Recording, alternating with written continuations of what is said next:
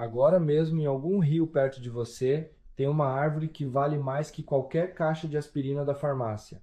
E olha que não é força de expressão. Essa árvore tem, de graça, a mesma molécula pela qual uma empresa alemã cobra desde 1899. E a pergunta que eu quero que fique com você nesse vídeo é essa: como é que uma empresa consegue patentear e vender por mais de um século uma coisa que a humanidade já conhecia, usava e compartilhava de graça há 4.000 anos? A resposta completa eu te dou lá no final, e eu prometo. Não é a que você está esperando. Porque essa história não começa em laboratório nenhum. Começa em tabuinha de barro e papiro enterrado há milhares de anos, guardando um segredo que a ciência moderna demorou séculos para admitir que já era conhecido. Em 1862, um egiptólogo alemão comprou em Luxor um papiro de quase 20 metros. Lá dentro, 700 receitas médicas egípcias copiadas por volta do ano 1500 antes da nossa era. Entre elas, folha de salgueiro para inflamação e dor. Mas presta atenção nisso porque vai te arrepiar. Os sumérios já usavam a mesma coisa 1.000 anos antes dos egípcios, em tabuinhas cuneiformes, sem nunca ter tido contato com o Egito. Duas civilizações separadas por 1.000 anos e milhares de quilômetros chegaram, cada uma por conta própria, exatamente na mesma planta. Coincidência? Isso é a primeira coisa que a gente precisa descartar. E aqui vem o dado que muda a escala dessa história inteira. Não foram só duas civilizações. Foram muito mais, sem contato nenhum entre elas, e todas apontando para a mesma árvore. Hipócrates, lá na Grécia do século Finso, antes da nossa era, recomendava que os pacientes mastigassem casca de salgueiro para dor e febre, e para as mulheres em trabalho de parto ele dava um chá das folhas, sem microscópio, sem química, só com geração atrás de geração de observação clínica acumulada. E do outro lado do planeta, sem nunca ter ouvido falar de Hipócrates, nem do Egito, dezenas de povos indígenas da América do Norte, Cherokee, Iroqueses, povos das planícies usavam casca de salgueiro para exatamente a mesma coisa. Febre, dor de cabeça, dor muscular, três continentes, contato zero. A mesma resposta, idêntica. Isso só acontece quando uma coisa funciona de verdade, tão bem que atravessa a barreira de idioma, de oceano e de século. Mas é aqui que aparece a primeira grande pergunta incômoda desse vídeo. Se isso já era conhecido em três continentes diferentes há milênios, por que o mundo inteiro hoje acredita que a aspirina nasceu num laboratório alemão no final do século XIX? Cadê que essa memória se perdeu? Ainda não dá para te responder isso direito. Antes você precisa conhecer o cara que deu a esse conhecimento o primeiro respaldo científico de verdade.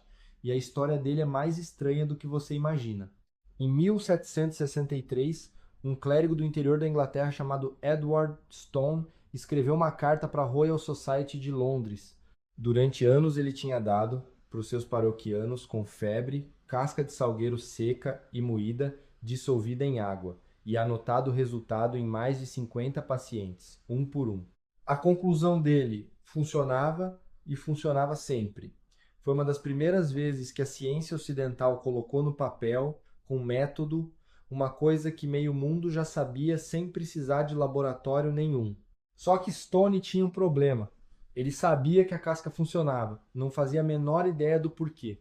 E essa pergunta, o que exatamente tem dentro dessa casca que cura, ficou sem resposta por mais 65 anos, até que um químico da Bavária resolveu ir atrás.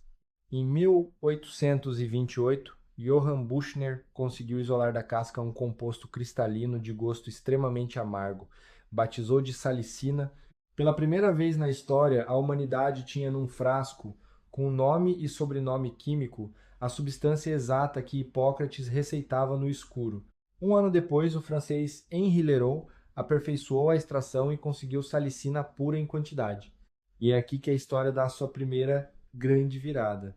Porque assim que a salicina ganhou nome, ela deixou de ser remédio caseiro de vó e virou problema de química de laboratório. E Isso atraiu os cientistas mais ambiciosos da Europa. Só que o passo seguinte ia trazer um efeito colateral que ninguém viu vir. Em 1838, o italiano Raffaele Piria decompôs a salicina e obteve um ácido ainda mais potente, o ácido salicílico, mais forte, mais eficaz contra a febre, precisava de menos quantidade. No papel, uma melhora completa. No estômago de quem tomava, um desastre silencioso. O ácido salicílico puro é agressivo, irrita a mucosa gástrica, queima e em dose contínua pode causar úlcera de verdade. Durante décadas, médicos na Europa inteira receitaram ele para reumatismo e dor nas articulações, e durante décadas os pacientes reclamaram sempre da mesma coisa. O remédio funcionava, mas destruía o intestino no processo. Alguém precisava resolver esse problema. E o que aconteceu depois mudou tudo o que a gente sabe sobre essa história. Em 1897, um químico chamado Felix Hoffmann trabalhava nos laboratórios da Bayer, na Alemanha. O pai dele sofria de reumatismo pesado e tomava ácido salicílico todo santo dia, com o estômago cada vez pior. Segundo os próprios arquivos da empresa, Hoffmann se propôs a encontrar uma versão que mantivesse o efeito sem destruir o aparelho digestivo. Em agosto daquele ano, ele conseguiu ácido acetil salicílico, um pequeno ajuste na molécula do ácido salicílico que deixava ele muito mais tolerável, sem perder a potência. É aqui que a maioria das pessoas acha que a história termina. A Bayer inventou a aspirina. Só que essa não é a parte mais importante que você precisa saber. Porque esse composto já existia antes de Hoffmann praticamente virar profissional. E o motivo pelo qual a Bayer acabou levando todo o crédito é a parte mais incômoda desse vídeo. Em 1853, 44 anos antes de Hoffmann, um químico francês chamado Charles Frederick Gerhardt já tinha sintetizado ácido acetil salicílico no próprio laboratório dele.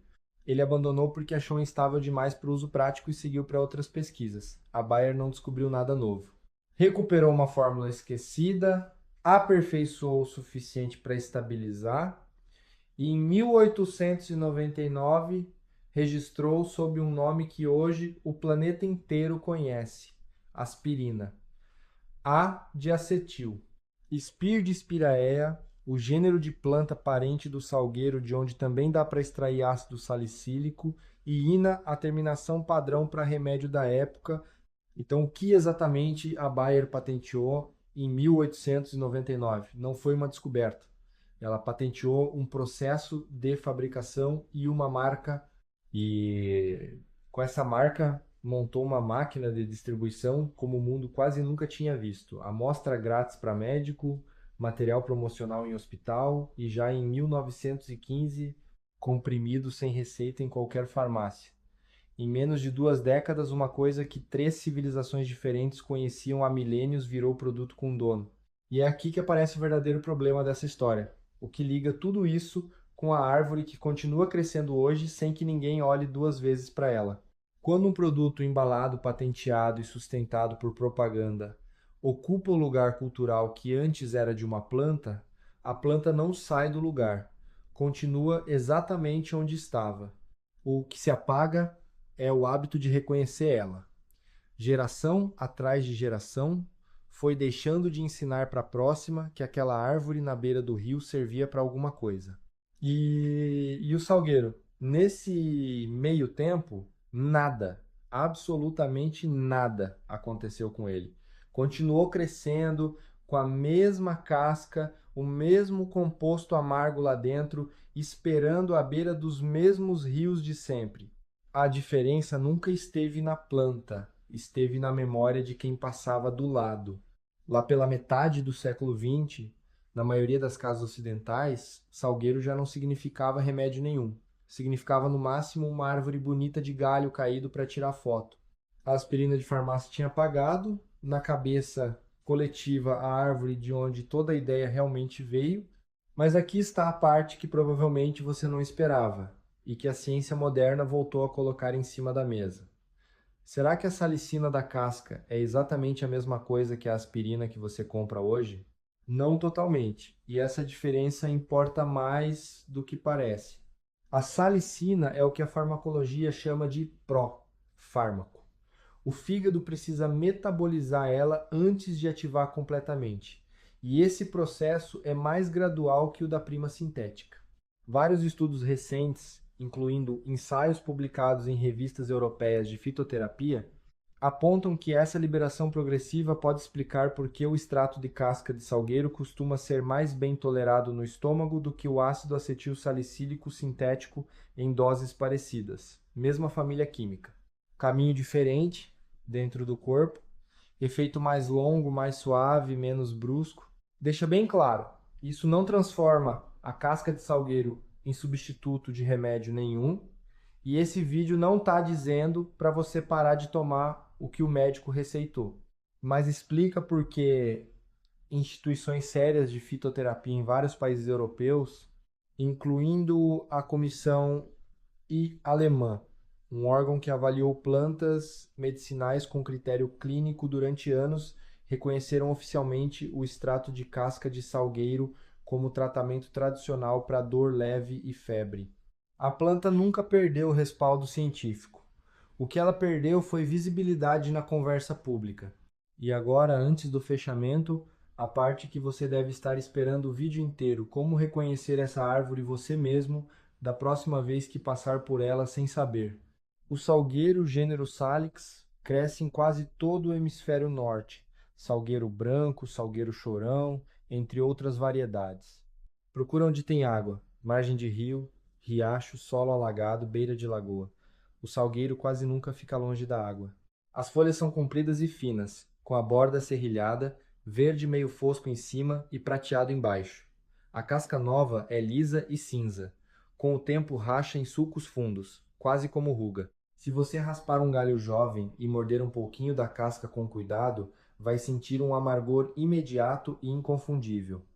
Esse amargor é a própria salicina, a mesma molécula que Buchner isolou em 1828, a mesma que Hipócrates receitava 2000 anos antes sem saber o nome dela. Então vamos voltar para a pergunta que abriu esse vídeo. Como uma empresa consegue patentear e vender por mais de um século uma coisa que já era de todo mundo? A resposta não é que a Bayer roubou alguma coisa no sentido literal, nem que exista uma conspiração com nome e sobrenome por trás disso.